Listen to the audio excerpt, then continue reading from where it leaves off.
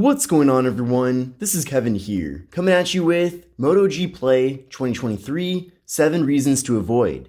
So in this video, I'm going to be going over 7 different things that I think you definitely will want to know about regarding this phone, so that there aren't any potential surprises when getting it.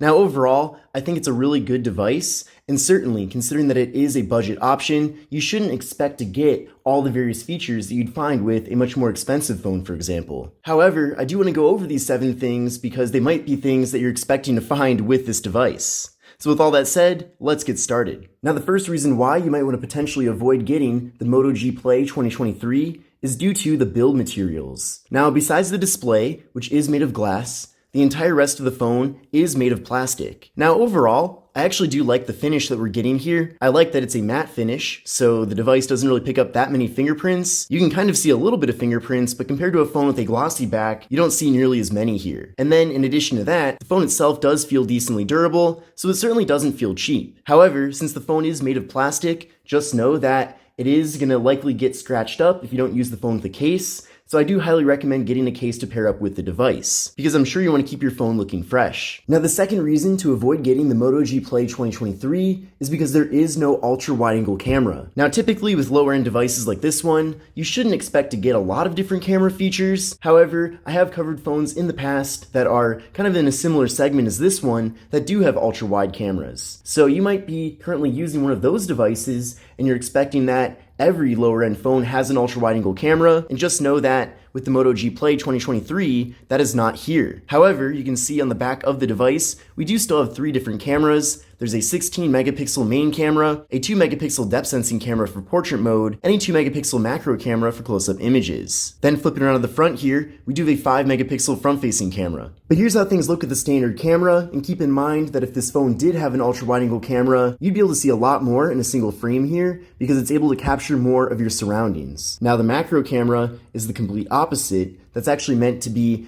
a camera that assists you when getting really close up here, so that things are in really good detail. And then I'm sure you're familiar with portrait mode, that gives you those blurred out backgrounds. You can also use that for the front camera as well. So there's me right there. So again, do I expect to find an ultra wide angle camera with a phone in this sub $200 price range? Not necessarily. However, there have been other devices in the past that are similar to this one in price, such as the Samsung Galaxy A20 from 3 years ago, I believe. That phone did have an ultra wide angle camera. So again, if you're just expecting that that's kind of a standard thing that every smartphone has, just know that you're not getting that here. Now the next thing I want to discuss is the display that we're getting with the Moto G Play 2023. Now overall, the display itself is not bad, especially for a lower end phone. However, keep in mind that the display is only 720p. So if you do want to watch 1080p videos, for example, on this phone, then just note that you can't view them at the full resolution. And for a 720p display, I do feel like things are decently crisp and clear. It does look pretty good overall. But also, considering that it is stretched across a pretty large 6.5-inch display, you are going to see some pixels if you look really close up here. But in general, I wouldn't consider the display to be a deal breaker, but I do wish it was 1080p instead of 720p. Now another cool thing about this display, which is a good thing, is that it does feature a 90Hz refresh rate. So a bit smoother of a refresh rate compared to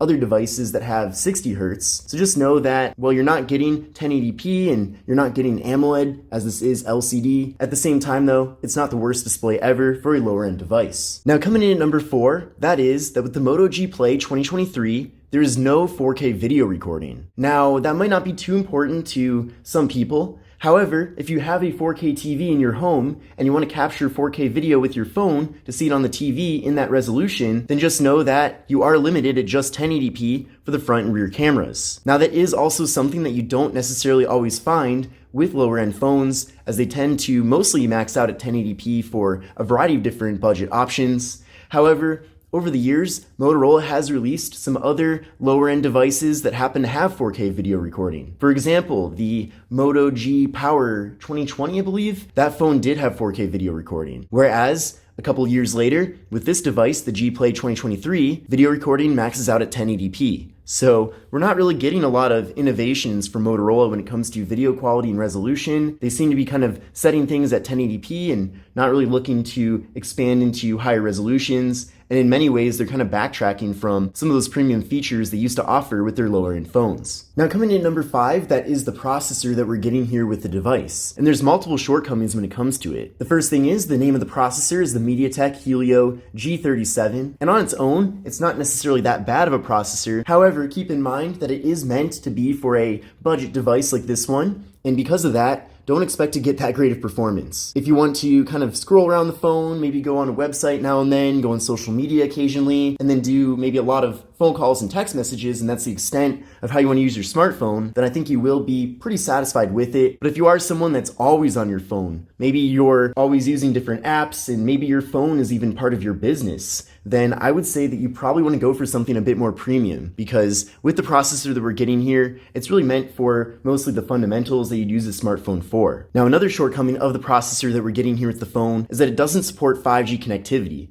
That is typically a feature that is kind of built into the processor. That's how it's possible with various devices. So this phone is limited to just 4G LTE. Now at this point in 2023, I certainly do think you can get by with just 4G. However, keep in mind that if you're going to go through all the trouble of buying a brand new smartphone, you probably should get one that does support your carrier's latest and greatest network. And one final thing about the processor, I did run a benchmark test using Geekbench 5, and I'll show you the scores from that test right now. But essentially, I got a single core score of 160, and a multi-core score of 579. So what I recommend doing is running this test on your current phone and then compare those scores to these scores to see how this device compares to what you currently have. Because who knows, it might be possible that the Moto G Play 2023 might actually be a performance downgrade from your current device. Another shortcoming of this phone, and this is something that is especially important to myself, but that is that there is no NFC. So if you want to use tap and pay, as you would maybe do with an iPhone via Apple Pay or with various Android phones using Google Pay, you cannot do that here with the phone. So that might be a feature that you don't use at all and you don't care about that. If that's the case, then no problem. But I know for myself that with any phone that I test that does support tap and pay, I do use it quite a bit. So it certainly is pretty frustrating for me when I do end up using a phone that doesn't support that. So just know that if that's something that you're expecting to be standard with any smartphone in 2023, we're not getting that here with the Moto G Play 2023. Now coming in at number 7, and I'm actually going to give you an 8th reason to avoid this phone as an added bonus, but coming in at number 7 is that there is no wireless charging. Now wireless charging is another feature that you typically don't necessarily find with lower end phones like this one, but if your current phone does have wireless charging for whatever reason,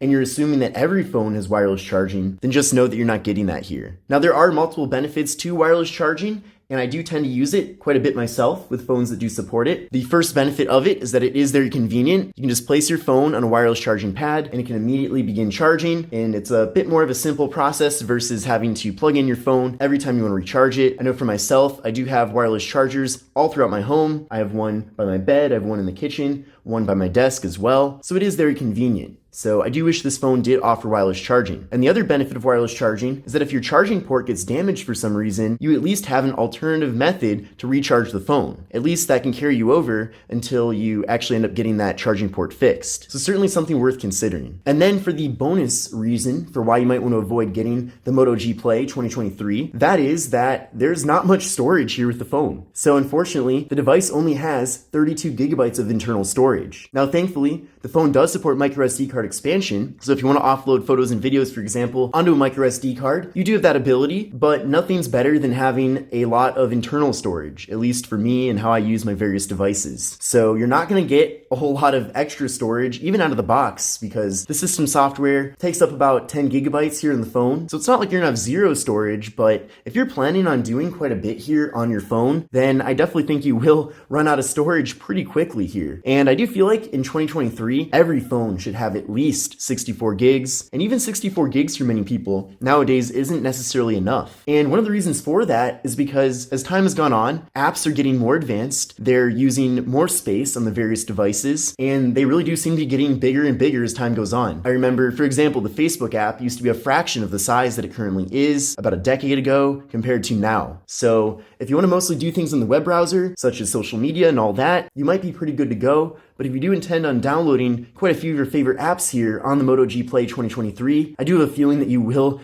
end up filling up that internal storage pretty quickly. But this concludes my video on 7 reasons to avoid getting the Moto G Play 2023. I hope you enjoyed this video, and if you did, definitely give it a thumbs up. Overall, it's a pretty decent phone, especially considering that it is a budget value-minded device. But at the same time, these are all things that I do think could be very important potentially to you. So you definitely want to consider all those before deciding to make this your next device. But I hope you enjoyed the video. If you did, give it a thumbs up. This is Kevin here, and I will see you in the next one.